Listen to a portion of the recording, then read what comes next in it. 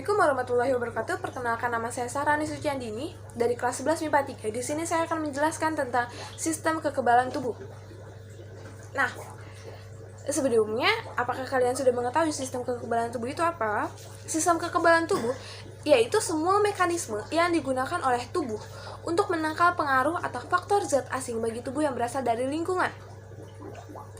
Ketika zat asing atau biasa disebut patogen pertama kali menyerang, zat asing tersebut akan menghadapi pertahanan pertama tubuh alami berupa kulit dan juga keringat. Jika pertahanan tubuh alami kalah, zat asing akan masuk ke tubuh dan menimbulkan respon imun. Kemudian masuk ke kekebalan non-spesifik. Kekebalan non-spesifik merupakan pertahanan tubuh yang dimiliki manusia sejak lahir, ditunjukkan untuk menangkal masuknya segala macam zat asing bagi tubuh dan zat yang menimbulkan kerusakan tubuh ataupun penyakit. Yang pertama ada pertahanan garis pertama. Dalam pertahanan garis pertama ada pertahanan fisik yang merupakan barrier pertama yang mencegah patogen masuk ke dalam tubuh. Pertahanan fisik diperankan oleh kulit, membran mukosa, dan silia. Secara struktural, kulit mengandung kerotin yang membuatnya sulit untuk ditembus patogen. Kemudian, B. Sedangkan pertahanan kimiawi merupakan senyawa kimia hasil sekresi yang berfungsi untuk membunuh patogen masuk. Beberapa contoh dari pertahanan kimiawi antara lain keringat yang disekresikan oleh kelenjar keringat pada kulit berfungsi untuk membunuh mikroorganisme. Yang kedua, asam klorida atau HCl yang disekresikan oleh lambung berfungsi untuk membunuh patogen yang masuk bersama dengan makanan. Kemudian ada pertahanan garis kedua. Pertahanan garis kedua mencakup A. Fagositosis. Fagositosis adalah proses di mana sel fagosit menelan atau memakan sel lain atau patogen. Fagositosis dilakukan oleh leukosit seperti neutrofil, makrofag, dan eosinofil. Ketika terjadi infeksi, maka jumlah leukosit ini meningkat. Mereka dapat keluar menembus dinding pembuluh kapiler guna menghancurkan patogen. Kemudian B. Inflasi. Inflasi atau peradangan merupakan respon tubuh terhadap suatu infeksi yang ditandai dengan adanya pembekakan atau nyeri serta panas dan kemerahan. Inflasi merupakan proses penting yang berfungsi antara lain: pertama, menarik datangnya sel darah putih fagosit ke tempat luka atau menghancurkan patogen. Kedua, menyebabkan pembekuan darah lokal sehingga mencegah penyebaran patogen lebih jauh. Ketiga, memicu penyembuhan jaringan yang luka. Kemudian,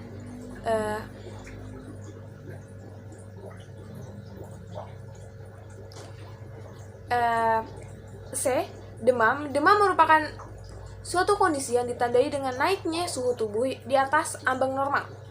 Demam berfungsi untuk menghambat penyebaran dan pertumbuhan patogen yang masuk ke dalam tubuh. D. Interferon. Interferon atau IFN merupakan suatu protein yang dihasilkan oleh leukosit akibat adanya infeksi virus. Terdapat 3 jenis interferon, yaitu IFNO, IFNB, dan IFNY yang berfungsi untuk melawan virus. Kemudian yang E. Sistem komplement. Protein komplement dapat diberikan respon pertahanan dengan cara melekat pada dinding bakteri dan menyebabkan pembentukan lubang pada dinding bakteri tersebut. Akibatnya, cairan dan ion dari sel bakteri akan keluar sehingga menyebabkan kematian sel bakteri. Kemudian, ada kekebalan spesifik.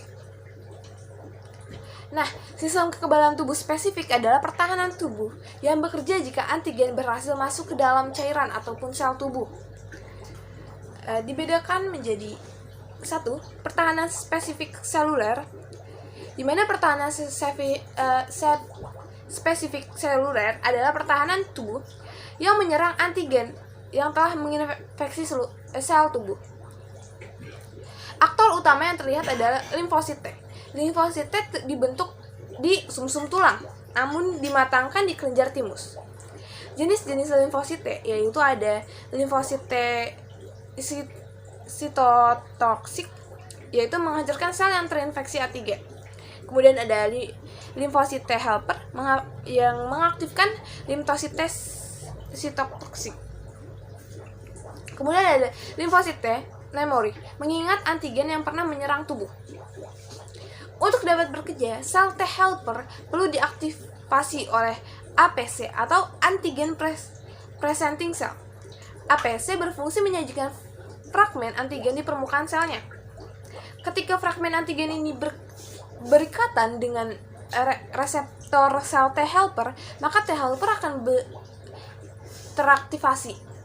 Sel T helper yang sudah teraktivasi kemudian dapat mengaktifasi sel T sitosik, dan sel T sitosik lalu akan menghancurkan sel yang terinfeksi. Bersama dengan itu, ketika sel T helper maupun sel T sitotoksik teraktivasi, sebagian akan berubah menjadi sel T memory yang akan mengingat antigen untuk mempercepat respon pertahanan spesifik seluler. Kemudian ada pertahanan yang kedua, ada pertahanan spesifik humoral, di mana yaitu pertahanan tubuh yang menyerang antigen yang ada di cairan tubuh, darah, dan cairan limfa. Aktor utama yang berperan adalah limfosit B. Limfosit B dibentuk dan dimatangkan di sumsum tulang belakang. Limfosit B dapat diaktifasi langsung oleh antigen untuk berubah menjadi sel B plasma dan sel B memory. Sel B plasma berfungsi untuk menghasilkan antibodi. Antibodi adalah protein yang berfungsi untuk mengikat dan menonaktifkan antigen. Tiap antigen hanya bisa mengikat antigen yang spesifik. Sel B memory berfungsi untuk mengingat antigen sehingga mempercepat antibodi.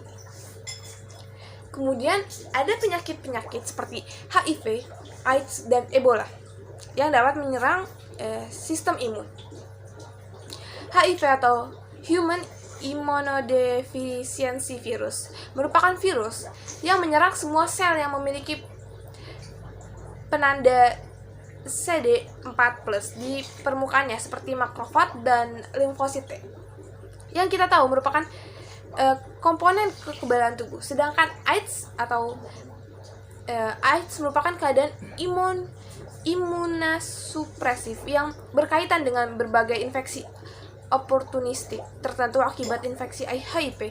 Jadi dapat dikatakan bahwa umumnya HIV hanya menyerang sistem kekebalan tubuh karena sel-sel yang diserang adalah komponen kekebalan tubuh, sehingga sangat memungkinkan di kemudian hari menimbulkan berbagai penyakit akibat lemahnya sistem kekebalan tubuh.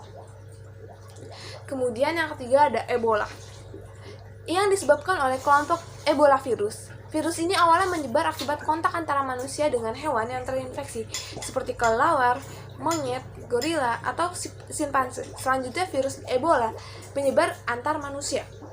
Selama beberapa tahun sejak Ebola ditemukan, satu-satunya cara untuk menangani penyakit ini adalah dengan mengendalikan gejalanya, sampai daya tahan tubuh penderita berhasil melawan virus. Kemudian ada respon kekebalan tubuh terhadap antigen. Yang pertama ada kekebalan seluler.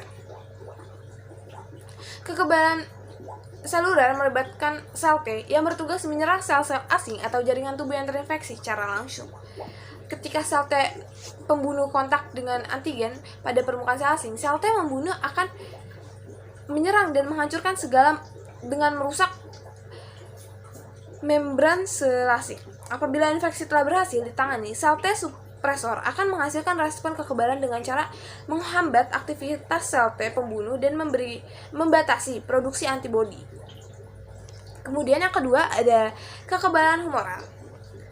Kekebalan humoral melibatkan aktivasi sel B dan antibodi yang beredar dalam cairan darah dan limfe. Ketika suatu antigen masuk ke tubuh untuk pertama kalinya, sel B pembelah akan membentuk sel B plasma dan sel B pengingat. Sel B plasma akan menghasilkan antibodi yang berfungsi untuk mengikat antigen. Dengan demikian, makrofag akan lebih mudah menangkap dan menghancurkan patogen. Setelah infeksi berakhir, sel B plasma akan berakhir. Sel B plasma akan mati sedangkan sel B pengingat akan tetap hidup dalam waktu yang lama. Serangkaian respon terhadap patogen ini disebut respon kekebalan primer. Kemudian ada cara memperoleh kekebalan tubuh. Yang pertama ada kekebalan alami. Kekebalan alami adalah pertahanan tubuh dasar yang kita miliki sejak lahir dan bersifat non-spesifik.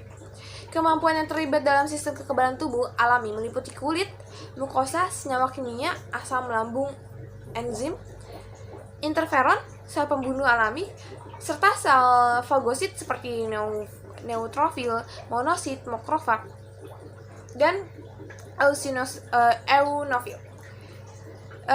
Kekebalan alami tidak memiliki kemampuan mengingat antigen yang pernah masuk ke dalam tubuh.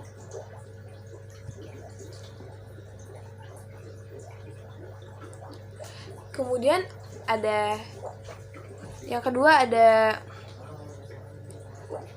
kekebalan buatan atau dapatan. Kekebalan buatan adalah kekebalan yang diperoleh setelah lahir. Komponen yang terlibat adalah limfosit B dan limfosit T yang bekerja secara spesifik pada antigen. Jika sel B dan sel T diaktifasi oleh tertentu, mereka akan terus mengingatnya dan memberikan respon spesifik.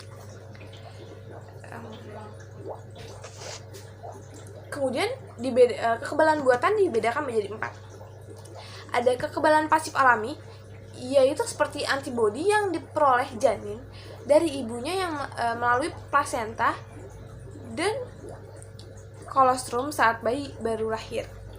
Kemudian yang kedua ada kekebalan pasif buatan yang diperoleh dengan menyuntikkan antibodi langsung ke dalam tubuh dan tidak bersifat permanen seperti penyuntikan ATS atau anti tetanus serum pada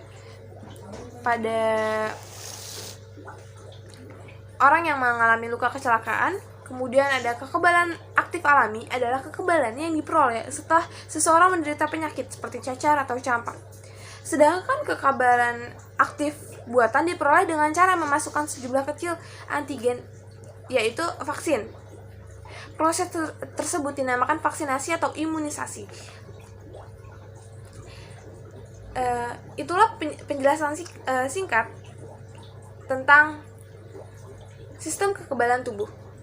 Apabila ada kurang dan kesalahan dalam penyampaian kalimatnya, mohon dimaafkan dan terima kasih banyak atas perhatiannya.